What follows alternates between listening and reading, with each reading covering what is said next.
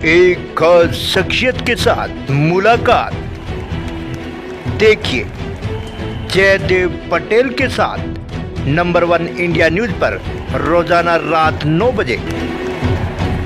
नमस्कार व्यूअर्स, मैं जयदेव पटेल और आप देख रहे हैं नंबर 1 इंडिया न्यूज। आपका एक बार फिर स्वागत है एक खास शख्सियत के साथ मुलाकात प्रोग्राम में। आज हम बात करेंगे बिहार में चुनाव आयोग की तरफ से चलाए जा रहे स्पेशल इंटेंसिव रिवीजन को लेकर के। कहीं न कहीं विपक्ष की तरफ से एक हंगामा क्रिएट किया गया। उसके बाद मामला सुप्रीम कोर्ट पहुंचा, जहां आज सुप्रीम कोर्ट ने सुनवाई करते हुए ये कहा कि चुनाव आयोग को हम रोक लगाने के लिए नहीं कह सकते।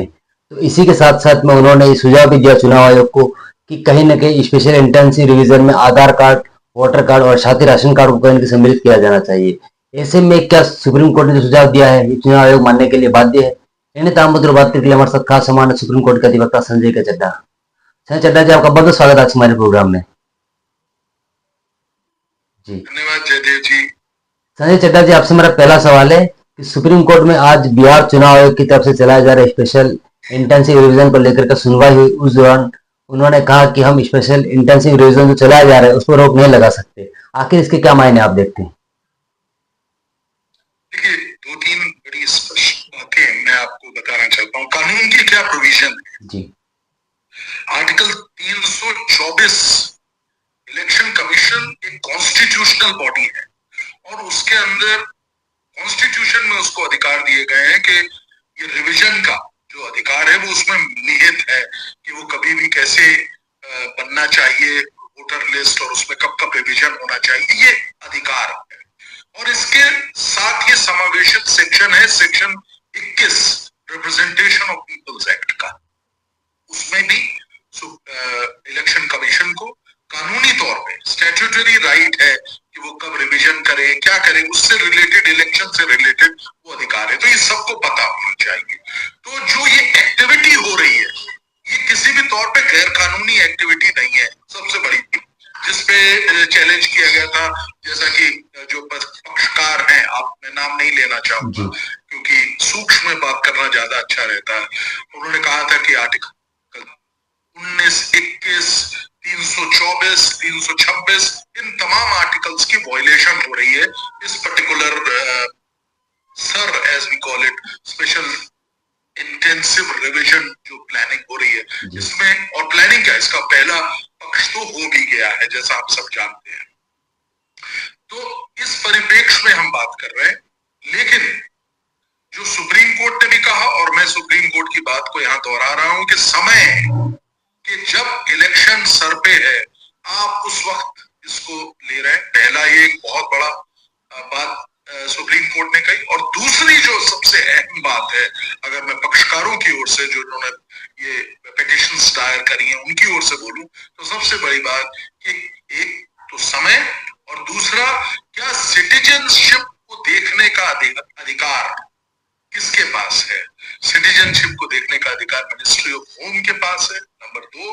और तीसरी बात कि क्यों राशन कार्ड, क्यों आधार कार्ड वो उन 11 जो नियमित डॉक्यूमेंट्स हैं उनमें शामिल नहीं किया गया। ये थोड़े से तथ्य हैं जिनकी वजह से ये पिटीशन आई, नोटिस हुआ है।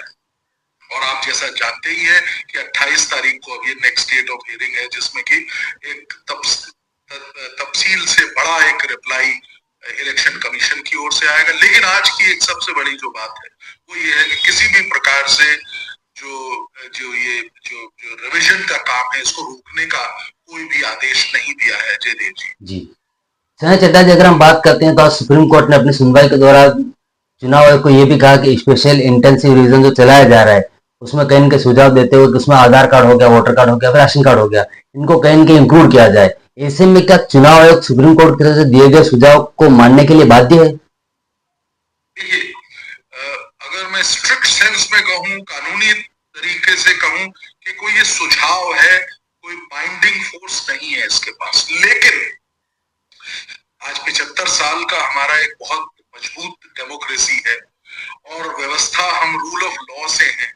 सुप्रीम कोर्ट की बात जो कही गई होती है, चाहे वो ऑबिटर डिक्टा हो, डिसेंडाई नहीं हो, ऑबिटर डिक्टा वो होता है जो एक जजमेंट को देते वक्त साइड की बातें होती हैं। मैं एक बड़ी साधारण भाषा में बोल रहा हूं इसलिए कह रहा हूं। तो उस तरह का भी अगर कोई होता है तो उसपे कोई कमीशन एक कॉन्स्टिट्यूशनल बॉडी है, वो परिपक्व है, पहली बात, और दूसरी कि वो गैर कानूनी बात नहीं करेंगे।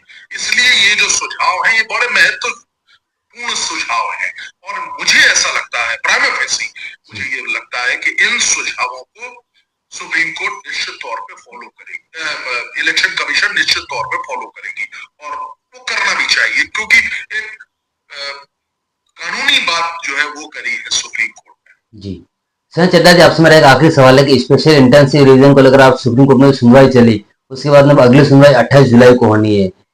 ऐसे में इस बीच इलेक्शन कमीशन बनाम विपक्ष का जो एक रवैया रहा या फिर एक जो विवाद जो रहा, क्या आपको लगता है कहीं न कहीं शांत होगा आज की सुनवाई के बाद? देखिए, दो तीन चीजें हैं बहुत महत्वपूर्ण है। इलेक्शन कमीशन का कहना है कि नेपाल, बांग्लादेश, म्यांमार, यहाँ के लोग यहाँ पे आके और वोटर कार्ड बनवा लिया है, उनको निकालना बहुत आवश्यक है, ये इलेक्शन कमीशन का स्टांस है।